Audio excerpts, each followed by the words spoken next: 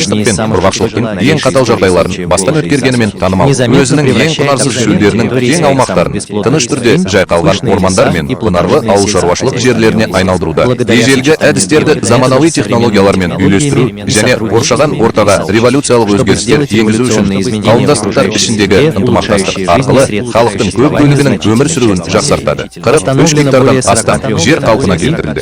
Фермерлердің 85% егін өнімділігінің артқанын хабарлады.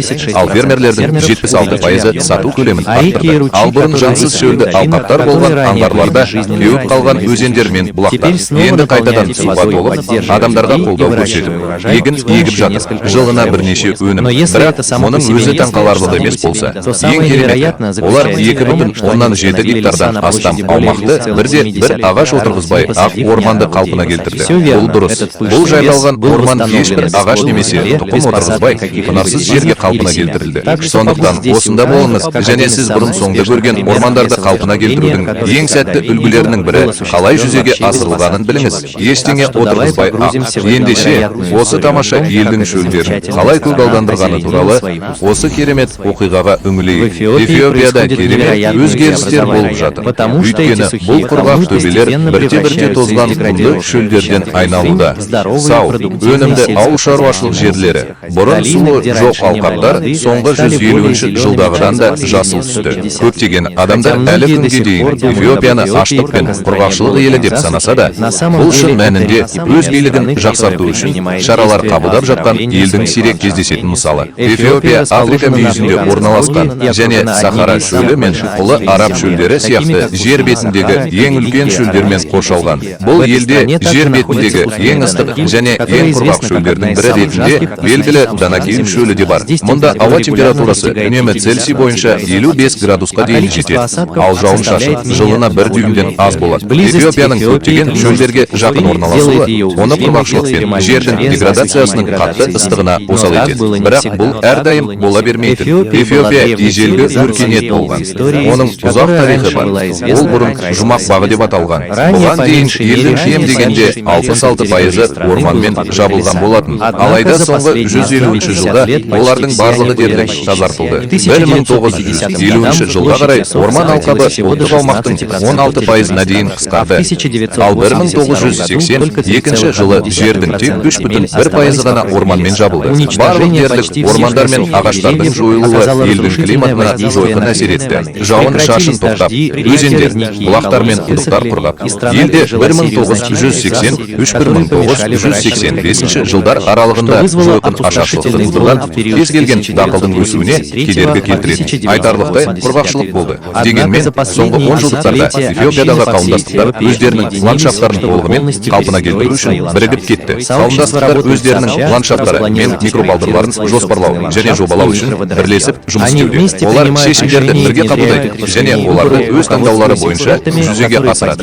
Олардың нұсқалары мен ноу-хауларын қолдайтын сарапшылардың басшылығымен қауымдастық өз аймағы үшін ең тиімді стратегияны келіскеннен кейін, олардың барлығы бірге жұмыс істейді. Террасаларды, терең траншеяларды, бақылау бөгеттерін және жалпы аумақтардағы суды ағызуға арналған тоғандарды қамтитын әртүрлі су жинау әдістері бар ауқымды құрылымдарды жобалау. Тиграй аймағында шабыттандырылған қалпына келтіру жұмыстары жүргізілуде.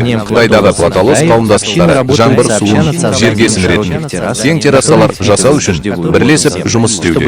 Осылайша жерді ауыл шаруашылығына пайдалануға болады. Бұл пияз сияқты қолма-қол дақылдарды өсіруге мүмкіндік береді және жеміс ағаштары. Жергілікті тұрғындар оны қолмен көшірген деп есептеледі. Эфиопия бойынша шамамен 1 миллион гектар аумақты ландшафттарын қалпына келтіру үшін кем дегенде 90 миллион тонна топырақ пен тау жыныстары бар. Жергілікті қауымдастықтар өздерінің ландшафттарын су айдынындағы судың қозғалысына қарай жобалады. Мұны ландшафтты 4 бөлікке, суармалы жерлерге және түбіне бөлу арқылы көруге болады. Аңғарлар, суарылмайтын егістік алқаптар, жоғарыдағы жайылымдар және эрозияға ұшыраған жоғарғы беткейлер. Біріншіден, күш-жігер террасалар мен жер жұмыстары сияқты топырақ пен суды үнемдеу шараларын жасау арқылы суарылмайтын егістік жерлерге бағытталды. Бұл су ағынын реттейтін топырақ үйінділері немесе қорғандар. Біліктерге оларды тұрақтандыратын және нығайтатын өсімдіктер отырғызылады. Суды жинау үшін біліктердің үстінен траншеялар қазылады. Содан кейін олар топыраққа сіңеді. Су одан әрі біркелкі бөлініп, қатты зардап шеккен тозған және біріккен жерлерді қалпына келтіреді. Өлшенген мал жаю және адамның шаруашылық қызметі. Жайылымдағы жануарлар шөлейттенуге негізгі үлес қосады. Өсімдіктерді жейді және жерді таптайды. Осылайша Эфиопиядағы қауымдастықтар орманды қалпына келтіргісі келетін жерлерді қорғау үшін аумақтарды қоршап алды. Енді малды еркін оятуға болмайды. Оның орнына фермерлер енді шөптерді кесіп алып, малдарын тамақтандыру үшін үйлеріне жақындатады. Сонымен қатар жайылымдардың қалпына келуіне мүмкіндік беру үшін малды үнемі ауыстырып отырады. Содан кейін көшігер жоғарғы беткейлерге тарады. Онда жауларға тас бөгеттер салынып, қалпына келтірілді. Нәтижесінде жауын шашын үлкен аумақтарда жиналып, құдықтардағы су деңгейі көтеріліп, маусымдық өзендер жыл бойы ағып, суару және дақылдарды әртараптандыру, өнімділікті арттыру және, демек, адамдардың табысын арттыру мүмкіндіктерін ашады. Өзендер мен өзендерді басқару және қалпына келтіру стратегиялары маңызды рөл атқарды. Бөгеттерді салудың қарапайым әдістері Эфиопияда ағындар мен өзендердегі су ағынын бәсеңдету үшін сәтті қолданылды. Бұл су тасқыны мен эрозияны тоқтату және судың топыраққа сіңуіне мүмкіндік беру, өсімдіктердің өсуіне ықпал ету үшін жасалады. Мұнда сіз бірнеше айдың ішінде өсімдіктердің тіршілігін қалпына келтіруде шағын тас бөгеттердің қаншалықты тиімді екенін көре аласыз. Және осы үлкен өзеннің бойында судың жағалауларды шайып кетуіне және оларды өзімен бірге алып кетуіне жол бермеу үшін белгілі бір уақыт аралығында бөгеттер орнатылды. Эфиопиядағы ең қызықты және әсерлі жобалардың бірі Конgoдағы ормандарды қалпына келтірудің тамаша жобасы. Мұнда 2,7 гектар орман табиғи жолмен қалпына келтірілді. Спутниктен түсірілген бұл таңғажайып фотосурет 7 жергілікті қауымдастықты қамтитын бастаманың толық ауқымын көрсетеді. Және оны одан да ерекше ететін нәрсе, орман ағаш отырғызбай ақ қалпына келді. Оның орнына фнр деп аталатын әдіс қолданылды. Бұл фермерлер басқаратын табиғи регенерацияны білдіреді. Бұл әдісті алғаш рет Тони Ренадо ұсынған. Ол бұл әдісті 1980 жылы құрғақшылық пен ашаршылық кезінде Нигерде тұрғанда жасаған. Жер қалпына келтірілгенге дейін бұл аумақта қалған бірнеше бұталардан басқа ағаштар болмаған. Жануарлар жас ағаштардың діңдерін жегендіктен ағаштар тамырынан қайта өсіп, бір уақытта бірнеше бұта өсінділерін құрады. Бұл әдіс ландшафтта өсіп тұрған бұталарды кесуге және қорғауға негізделген. Өйткені олардың тамыр жүйесі дамыған және климатқа бейімделген. Тони Ренадо Нигерде олардың шынымен де үлкен ағаштар өсіре алатынын анықтады. Тұқымнан немесе көшеттен жаңа ағаштарды отырғызу үшін қажет болғаннан әлдеқайда жылдам. Сондықтан Тонидің мұны қалай істеу керектігі туралы өзін тыңдайық.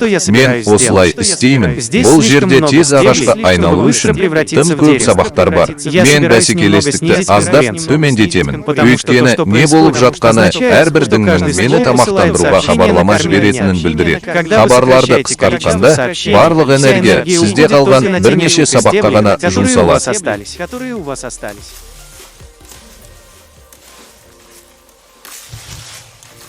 Бұл өте жылдам процесс, бірақ аздап кесілгеннен кейін ол жас ағашқа ұқсай бастайды. Олар таңқаларлықтай тез өседі. Бұл өсімдіктің биіктігі небәрі 2 метрден аспайды. Бірақ оның тамыры 20 немесе тіпті 30 метр тереңдікте болуы мүмкін. Бұл өсуді қамтамасыз ету үшін су мен хлоридтік заттарды қамтамасыз етеді. Алдымен шөпті алып тастаңыз.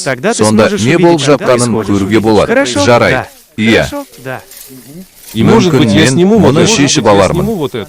Ал егер сіз жоғары көтерілсеңіз, төмен түскенде төмен емес, жоғары көтерілсеңіз, оны зақымдауыңыз мүмкін. Бұл дұрыс. Иә, сен кереметсің, жақсы бала. Хороший мальчик. Бұл жерде керемет нәрсе. Ағаштарды кескенде, сіз топырақты салқындататын, ылғалды сақтайтын, сонымен қатар термиттер сияқты микроорганизмдер мен макроорганизмдер үшін қорек көзі болып табылатын барлық құлаған жапырақтарды аласыз.